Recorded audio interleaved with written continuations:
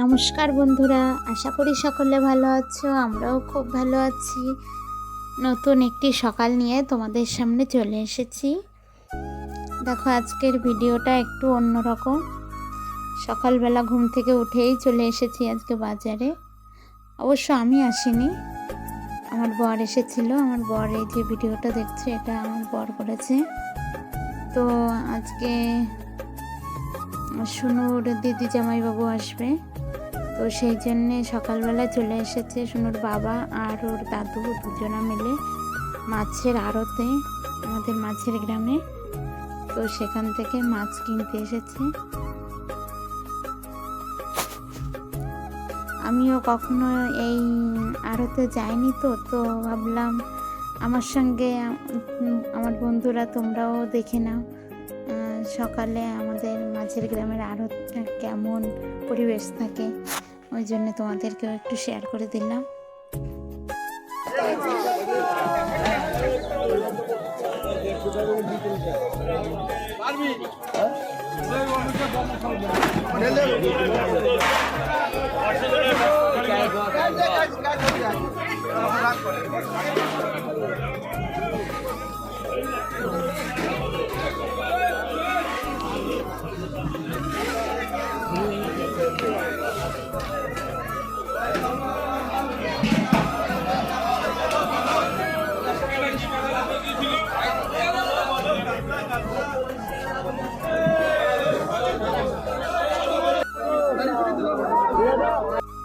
দেখো বন্ধুরা, আমাদের এই যে নিয়ে এসেছে রুই, তেলাপোয়া, আর এনেছে জ্যান্ত কই। তো কই মাছগুলো তো জ্যান্ত রেখেছি।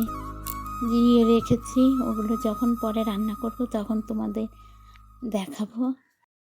আসলে ওগুলোর এখনও ভিডিও করা হয়নি, তো ওই জন্য তোমাদের দেখাতে পারলাম না। তো দেখো, তোমাদের বলেছিলাম এই গাছটা কেটে ফেলতে হবে। তো দেখো, এই যে আজ সকালবেলা ঘুম থেকে উঠে ওই যে চলে এসেছে যারা গাছ কাটে, তারা 3-4 জন চলে এসেছে গাছটাকে আজকে কেটে ফেলবে।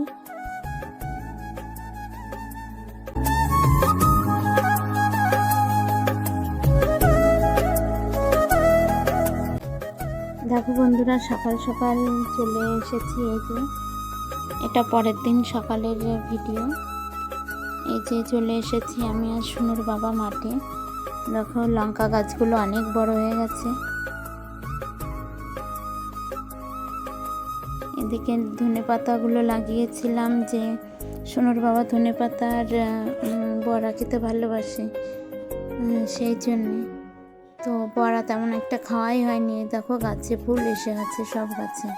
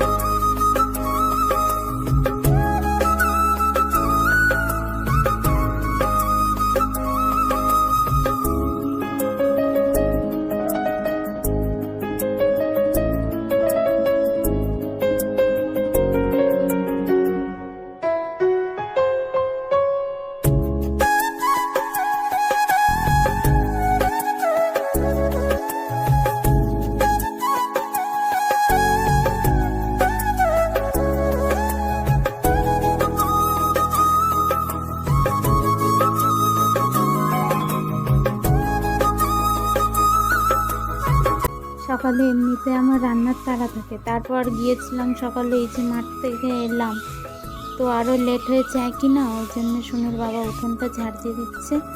এদিকে আমি রান্না চাপিয়ে দিয়েছি। এদিকে দেখো এই যে সোনুর দিদি আর এই যে জামাইবু, আসলে আমার বড় ননদের বড় মেয়ে জামাই। তো কালকে নারকেল গাছ কেটে ফেলেছে, তো নারকেল গাছের মধ্যে যে কি একটা থাকে না, সেটা খায়, সেটা বের করে বের করবে বলে দেখো সেই ব্যবস্থা চলছে।